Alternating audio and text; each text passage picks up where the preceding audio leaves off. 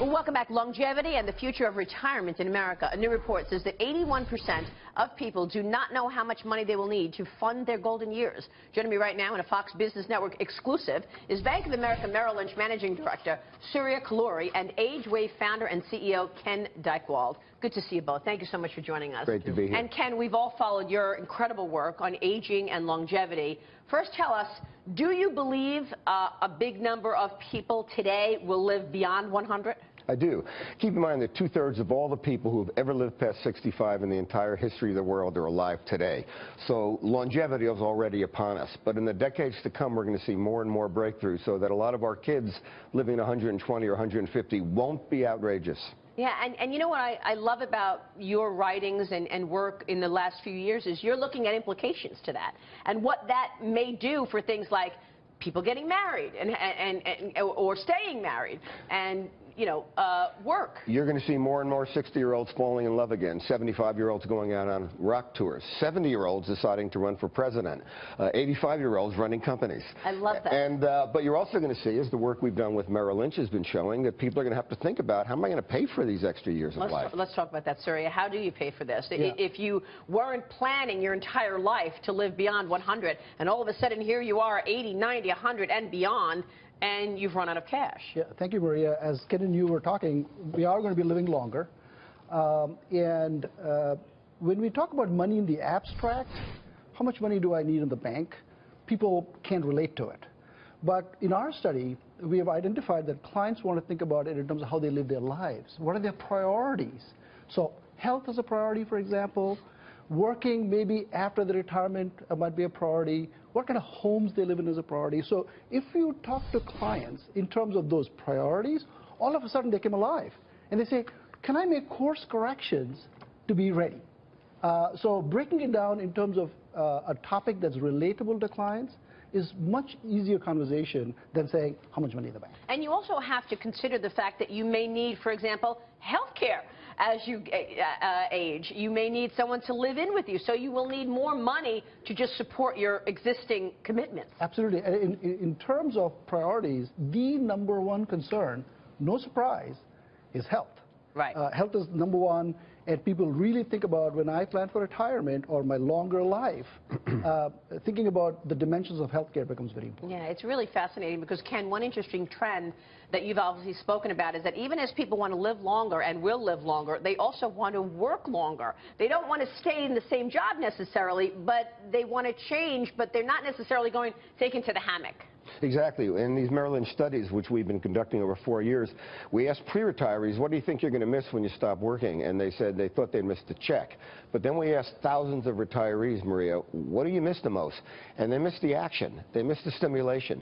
They missed the reason to get up in the morning. But they don't want to work full time. I think what we're going to see is more and more people in their 60s and maybe 70s doing part-time work or encore jobs or driving for Uber or Lyft or starting their own business. Doing what they want. Exactly. In fact, the highest rate of entrepreneurial success in America over the last decade has been people over the age of 55 who basically walk away from one career and then act out their dreams and often find themselves very successful. I think you're going to see more and more of that kind of taking a second shot at life, taking an encore at your career, and also that allows you to have some more money and to build your nest egg for a little longer period if you're going to have that longer life. Ken, if I could add to that, 73% of the folks that we surveyed said they want to continue working, Maria, to your point, but on their terms. Flexibility, things that they want to work on.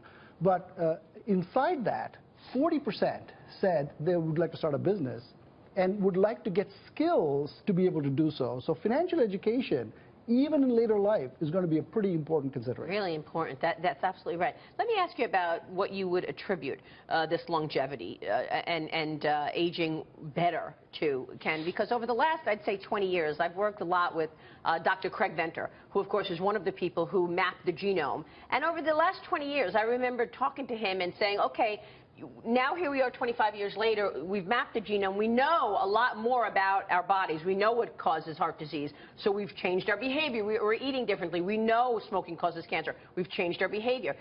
do you attribute that partly to the longevity that we're seeing, or is that the next phase? I think that's what's coming. In fact, Craig just opened up a new company called Longevity Inc. Yes, I know that. And his intent is to wipe out aging altogether for those who can afford it or who want it. And that's another question. How long would people like to live? Mostly what people say is they'd like to live long enough that they still have quality. They don't want to have to struggle with dementia, which is something that's got to be beaten as far as we're concerned.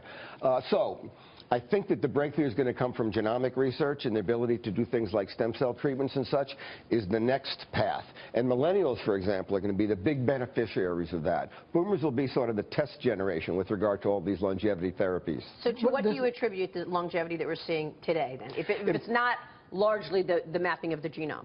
Elimination of childhood mortality, antibiotics, infectious diseases being wiped out, wow, cardiovascular medication, better distribution of foods, healthier lifestyles. Right. I think all those kinds of things. But what's coming next is this whole sort of biotech revolution, Yeah, and let's it's not, science fiction. Let's not forget about technology as well. So think of prosthetics. Yeah. Prosthetics that we can think of today is nothing like the prosthetics that are going to be in the future.